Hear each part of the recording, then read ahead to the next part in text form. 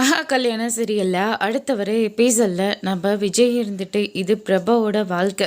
நான் என்றைக்குமே பிரபாவோட வாழ்க்கை வீணாக போகக்கூடாது. அதனால் நம்ம முக்கியமாக அந்த பொண்ணை கூட்டிகிட்டு போயிடலாம்.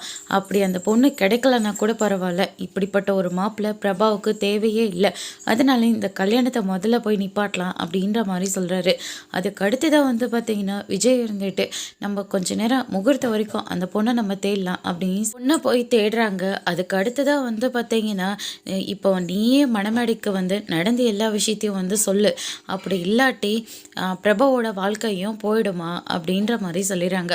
அதுக்கு அடுத்ததா சார் என் வாழ்க்கையே இங்கே போக போகுது. நான் எதுக்காக மற்ற பொண்ணு வாழ்க்கையை கெடுக்கணும்? நீ அந்த பொண்ணுக்கு நல்லதுன்னு நினச்சியனா சொல்லுமா அப்படின்ற மாதிரி சொல்கிறாங்க.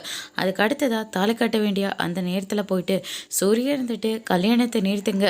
ஒரு பொண்ணு வாழ்க்கையை கெடுத்தது பத்தாமல் இன்னொரு பொண்ணு வாழ்க்கையை கெடுக்க பார்க்குறியா நீ அப்படின்ற மாதிரி சத்தம் போடுறாங்க. என் பையன் என்னடா தப்பு பண்ணா அப்படின்னு சொல்லிட்டு பையனோட அப்பா கேட்கவும், அதுக்கு அடுத்ததாக பார்த்தீங்கன்னா அவர் ஏற்கனவே ஆஃபீஸில் ஒர்க் பண்ணுற இந்த சங்கீதாவை லவ் பண்ணி கல்யாணம் பண்ணிக்கிறேன்னு சொல்லி ஏமாத்திருக்காரு. இப்போ பிரபாவோட வாழ்க்கையை இங்கே அந்த இடத்துல தொங்கணுமா அப்படின்ற மாதிரி சொல்லிடுறாங்க. என் பையனை பற்றி எனக்கு நல்லா தெரியும். தேவையில்லாமல் என் பையனை பற்றி இப்படி தப்பாக பேசாது. இந்த கல்யாணமே நடக்கலைன்னா கூட பரவாயில்ல அப்படின்னு சொல்லிட்டு கல்யாணத்தை நிறுத்திட்டு மாப்பிள்ளையை கூட்டிக்கிட்டு போயிடுறாங்க. பிரபாதை நினச்சி ரொம்பவே வருத்தப்படுறாங்க. அதோடு இன்னைக்கான பிரம முடிச்சிருக்காங்க.